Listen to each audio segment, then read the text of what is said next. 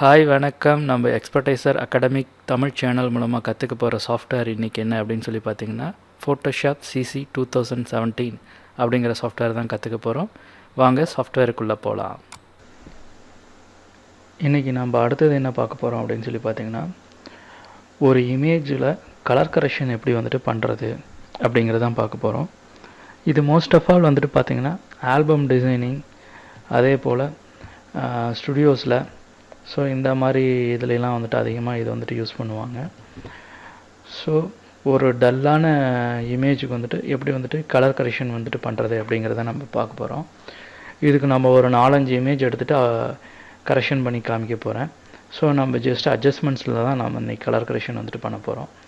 So பார்ப்போம் வாங்க. First ஒரு இமேஜ் நான் எடுத்துக்கிறேன். ஸோ இந்த இமேஜில் வந்துட்டு பார்த்திங்கன்னா இமேஜ் வந்துட்டு நல்லா டீட்டெயிலாக இருக்குது. பட் ஆனால் இதில் வந்துட்டு கலர் கரெக்ஷன் ஆல்ரெடி வந்துட்டு பார்த்திங்கன்னா ரொம்ப கம்மியாக இருக்குது. பின்னாடி வந்துட்டு க்ரீன்லாம் வந்துட்டு ரொம்ப டல்லாக இருக்கிற மாதிரி இருக்குது. ஸோ அதனால் நான் என்ன பண்ணுறேன் அப்படின்னு சொல்லி பார்த்திங்கன்னா வைப்ரன்ஸ் அப்படிங்கிற ஒரே ஒரு அட்ஜஸ்ட்மெண்ட் தான் நான் யூஸ் பண்ண போகிறேன். ஸோ இந்த வைப்ரன்ஸுங்கிறது வந்துட்டு ஜஸ்ட்டு நான் ஹை ஆக்குறேன். ஸோ எனக்கு ஆட்டோமேட்டிக்காக என்ன ஆகுது அப்படின்னு சொல்லி பார்த்தீங்கன்னா வைப்ரன்ஸும் சேச்சுரேஷன் இன்க்ரீஸ் பண்ணும்போது பார்த்திங்கன்னா தெரியும் எனக்கு வந்துட்டு அந்த ரியல் கலர் வந்துட்டு கிடைக்கிது. பார்த்திங்கன்னா அந்த சேச்சுரேஷன்லாம் கம்மியாக இருந்ததெல்லாம் வந்துட்டு டல்லாக இருந்ததெல்லாம் எனக்கு கரெக்ஷன் ஆகி வந்திருக்குது. ஸோ இது ஒரு மெத்தடு. நம்ம இது மாதிரி நம்ம கரெக்ஷன் பண்ணிக்க முடியும். அதே போல் பார்த்திங்கன்னா இதில் வந்துட்டு இமேஜில் வந்துட்டு பார்த்திங்கன்னா பிக்சல் ஆன மாதிரி, அதாவது ஒரு நாய்ஸி எஃபெக்ட் இருக்குது. ஸோ இதை கூட நம்ம சரி பண்ணிக்கலாம். ஜஸ்ட்டு Ctrl+J அடிச்சுட்டு சாஃப்ட் லைட், இது ஒரு மெத்தடு. இது யூஸ் பண்ணி நம்ம அந்த நாய்ஸி வந்துட்டு கொஞ்சம் கம்மி பண்ணிக்க முடியும். அப்படி இல்லை அப்படின்னா இதைவே எடுத்துகிட்டு போயிட்டு ஜஸ்ட்டு நார்மலாக வச்சுக்கோங்க. ஃபில்டரில் நாய்ஸில் ரெடியூஸ் நாய்ஸ் அப்படிங்கிறத கொடுத்தீங்கன்னா ஸோ உங்களுக்கு நாய்ஸ் வந்துட்டு அதிகமாக இருந்தது அப்படின்னா ஸோ இதுதான் நாய்ஸு, ரைட்டுங்களா? ஸோ நான் வந்துட்டு 0 பண்ணிக்கிறேன். ஸோ கலர் வந்துட்டு நான் கம்மி பண்ணுறேன். ரெடியூஸ் நாய்ஸில் வந்துட்டு கலர் வந்துட்டு கம்மி பண்ணுறேன். என்னால் இன்க்ரீஸ் பண்ணி வச்சுக்கலாம். சின்ன சேஞ்சஸ் தான் தெரியும். ஸ்ட்ரென்த் வந்துட்டு நான் கம்மி பண்ணேன்னா உங்களுக்கு இதான் ரியல். இது நம்ம வந்துட்டு ஸ்ட்ரென்த் அதிகப்படுத்தி ஸோ கொஞ்சம் நாய்ஸி வந்து கம்மி பண்ணிடுறோம். லோட் ஆகி ப்ராசஸ் ஆகி இதாகுது. ஸோ அங்கே வந்துட்டு நாய்ஸி வந்துட்டு கொஞ்சம் கம்மியாக இருக்கும். பார்த்திங்கன்னா தெரியும். நான் ஜூம் பண்ணி காமிக்கிறேன். ஸோ இப்போ இருந்ததை நாம் கொஞ்சம் நாய்ஸ் வந்துட்டு கம்மி பண்ணியிருக்கோம். இதான் ரெடியூஸ் நாய்ஸ். ஸோ இதை கம்மி பண்ணிவிட்டு ஜஸ்ட்டு சாஃப்ட் லைட் அப்படின்னு சொல்லி கொடுத்திங்கன்னா அப்ளை ஆகிடும். இல்லாட்டி நார்மல்லே வச்சுக்கோங்க. நார்மலில் வச்சுட்டு இப்போ வைப்ரன்ஸ் அதிகப்படுத்தினீங்கன்னா உங்களுக்கு அந்த நாய்ஸ் ஃபீல் வந்துட்டு கம்மியாகிடும். பார்த்திங்கன்னா தெரியும். ஸோ இது நாய்ஸு. இது நாய்ஸ் இல்லாமல் நம்ம கம்மி பண்ணியிருக்கிறோம். பார்த்திங்கன்னா தெரியும். ஸோ இவ்வளோதாங்க. ஸோ கொஞ்சம் சேச்சுரேஷன் ரேஞ்சை வந்துட்டு அதிகப்படுத்துங்க. ஸோ உங்களுக்கு வந்துட்டு பார்த்திங்கன்னா இப்படி இருந்த இமேஜ் வந்துட்டு நாம் இந்த மாதிரி வைப்ரன்ஸ் அப்படிங்கிற ஒரே ஒரு அட்ஜஸ்ட்மெண்ட்ஸ் வச்சுட்டு இந்த மாதிரி நம்ம கலர் கரெக்ஷன் பண்ணிடுறோம். சரி, இதை வந்துட்டு ஒரு இது ரைட். இதுக்கு அடுத்து இன்னொரு இமேஜ் எடுப்போம். இதில் பாருங்கள், இதுலேயும் வைப்ரன்ஸ் ரேஞ்ச் வந்துட்டு கம்மியாக இருக்குது. அதே போல் ஷேடோஸ் அப்படிங்கிற இது வந்துட்டு ரொம்ப கம்மியாக இருக்குது. ஒரு மாதிரி பிரைட்னஸ் வந்துட்டு அதிகமாக இருக்குது. ஸோ இதை வந்துட்டு நம்ம என்ன பண்ணுவோம் அப்படின்னு சொல்லி பார்த்திங்கன்னா வைப்ரன்ஸ் போகிறோம். ஜஸ்ட்டு நான் வைப்ரன்ஸை இன்க்ரீஸ் பண்ணுறேன். வைப்ரன்ஸ் அண்ட் சேச்சுரேஷனை ஆட்டோமேட்டிக்காக எனக்கு வந்துட்டு அந்த ஒரிஜினல் கலர் வந்துட்டு உள்ளே வரது உங்களுக்கு தெரிஞ்சிருக்குன்னு பாருங்கள். ஸோ பாருங்கள், க்ரீனீஸாக வருது, வந்துருச்சு. இது வந்துட்டு பார்க்குறதுக்கு நமக்கு ஒரு நல்ல லுக்கு கொடுக்குது. ஸோ ஜஸ்ட்டு ஒரே சேஞ்ச் தான், வைப்ரன்ஸ் அப்படிங்கிற ஒரு விஷயத்தை தான் நம்ம பண்ணியிருக்கோம். இதுக்கு அடுத்து நம்ம இதில் நம்ம வந்துட்டு கர்வ் பேலன்ஸ் அட்ஜஸ்ட் பண்ண முடியும். எக்ஸ்போசர் அதிகமாக இருந்ததுன்னா எக்ஸ்போசர் கம்மி பண்ண முடியும். இப்போ எக்ஸ்போசர் எனக்கு அதிகமாக இருக்குது, பிரைட்டான இமேஜாக இருக்குன்னா இந்த மாதிரி நம்ம எக்ஸ்போசர் வந்துட்டு லைட்டாக கம்மி பண்ணிக்கலாம். ஆஃப்செட்டு, எக்ஸ்போசர் இதெல்லாம் வந்துட்டு நம்ம கம்மி பண்ணிக்க முடியும். ஸோ இந்த ஆஃப்செட் கொடுக்கும்போது என்ன ஆகும்னா டார்க் எங்கேயெல்லாம் இருக்கோ அங்கேயெல்லாம் வந்துட்டு கலர் கரெக்ஷன் ஆகும். காமா வந்துட்டு காமனாக வந்துட்டு எடுத்துக்கும். ஸோ இது வேணுனாலும் நம்ம இதை வச்சு அட்ஜஸ்ட் பண்ணிக்க முடியும். டீட்டெயில்டு கிடைக்கும், டீட்டெயிலாக இருக்கும் பார்க்குறதுக்கு. ஸோ இது வேணுனாலும் நம்ம வச்சுட்டு கலர் கரெக்ஷன் வந்துட்டு பண்ணிட முடியும். ரைட், கொஞ்சம் எக்ஸ்போசரை வந்துட்டு நான் கம்மி பண்ணுறேன். இப்படி இருந்த இமேஜ் வைப்ரன்ஸ் யூஸ் பண்ணி அட்ஜஸ்ட் பண்ணுறோம். அப்புறம் எக்ஸ்போசர் வேல்யூ வந்துட்டு கம்மி பண்ணி கொஞ்சம் இமேஜுக்கு வந்துட்டு டீட்டெயில் கொடுக்குறோம். ஸோ பார்க்குறதுக்கு நமக்கு ஒரு நல்ல அவுட்புட் கிடச்சிருச்சு. ஸோ இது ஒரு கரெக்ஷன். சரி, இதுக்கு அடுத்து இன்னொரு இமேஜ் எடுப்போம். ரைட், இந்த இமேஜில் என்ன ப்ராப்ளம் அப்படின்னு சொல்லி பார்த்தீங்கன்னா எக்ஸ்போசர் வந்துட்டு அதிகம், அதாவது பின்னாடி வந்துட்டு பிரைட்டாக இருக்குது, சப்ஜெக்ட் வந்துட்டு நமக்கு நல்லா தெரியல. இதுதான் விஷயம். ஸோ நான் என்ன பண்ணுறேன் அப்படின்னா ஃபஸ்ட்டு எடுத்த உடனே எக்ஸ்போசர் போகிறேன். எக்ஸ்போசர் போயிட்டு ஜஸ்ட்டு எக்ஸ்போசர் வந்துட்டு நான் கம்மி பண்ணுறேன், அதாவது பிரைட்னஸ் வந்துட்டு கம்மி பண்ணுறேன். ஆஃப்செட்டுங்கும் போது உங்களுக்கு இந்த டார்க்னஸ் வந்துட்டு, அதாவது இந்த ஷேடோ இதெல்லாம் வந்துட்டு நான் கொடுக்குறேன். இப்போ வந்துட்டு ஓரளவுக்கு இந்த சப்ஜெக்ட் வந்துட்டு நமக்கு நல்லா தெரியும். பார்த்தீங்கன்னா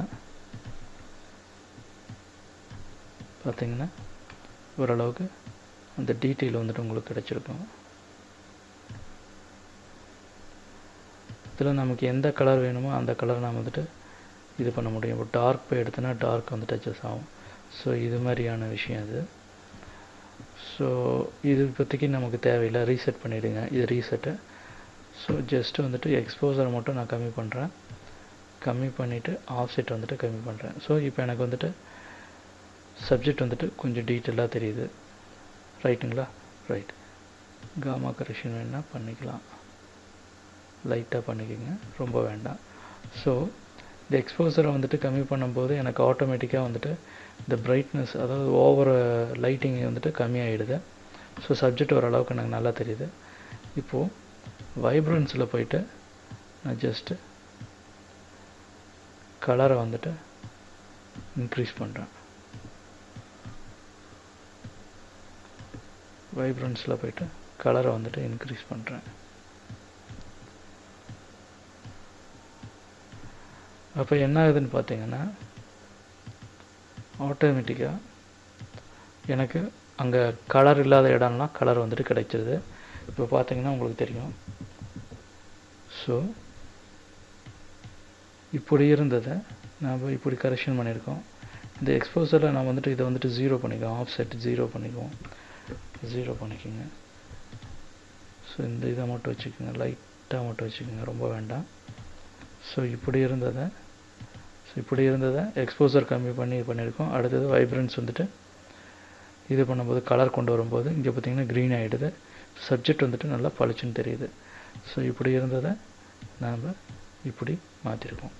ஸோ ஒரே ஒரு கரெக்ஷன் தான் பண்ணோம். வைப்ரன்ஸ் அப்படிங்கிறதும் எக்ஸ்போசர் அப்படிங்கிறதும் இன்றைக்கி நம்ம பார்த்துருக்கோம். ரைட், இதுக்கு அடுத்தது இன்னொரு இமேஜ் எடுத்துக்குவோம். இது 4வது இமேஜ். ஸோ உங்களுக்கு இந்த வைப்ரன்ஸ் எப்படி யூஸ் பண்ணுறதுன்னு இப்போ உங்களுக்கு ஒரு ஐடியா கிடச்சிருக்கும்.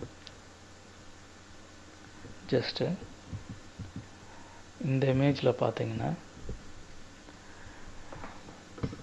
சேச்சுரேஷன் லெவலும் வைப்ரன்ஸ் லெவலும் வந்துட்டு கம்மியாக இருக்குது இந்த இமேஜில். பிரைட்னஸ் ஆனால் வந்துட்டு ஃபுல்லாக இருக்குது. ஸோ ஃபஸ்ட்டு நான் என்ன பண்ணுறேன் அப்படின்னு சொல்லி பார்த்தீங்கன்னா இந்த இமேஜில் வைப்ரன்ஸ் வந்துட்டு நான் கொடுக்க போகிறேன். ஜஸ்ட்டு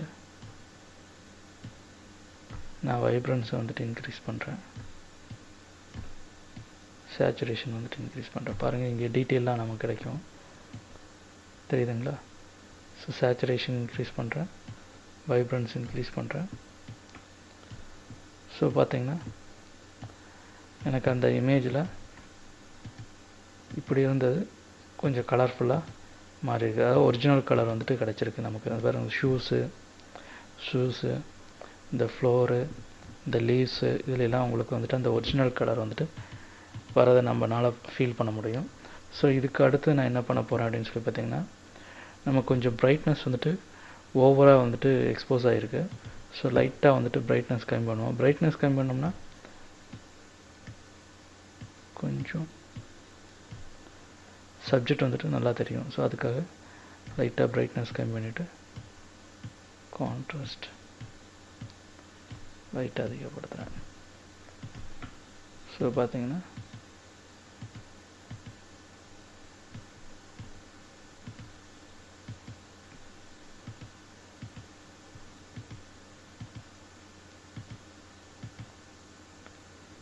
இப்படி இருந்ததை நம்ம இப்படி மாற்றிருக்கோம். இதுக்கு அடுத்து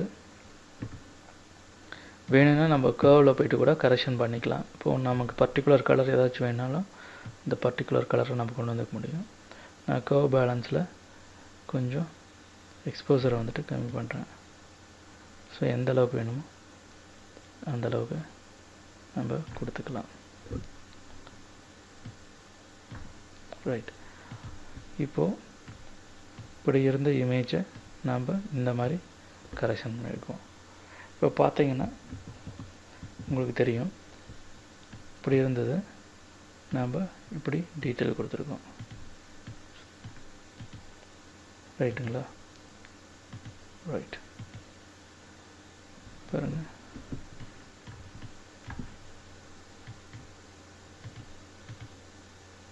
ஸோ உங்களுக்கு இது டீட்டெயிலாக தெரியும் பார்க்குறதுக்கு.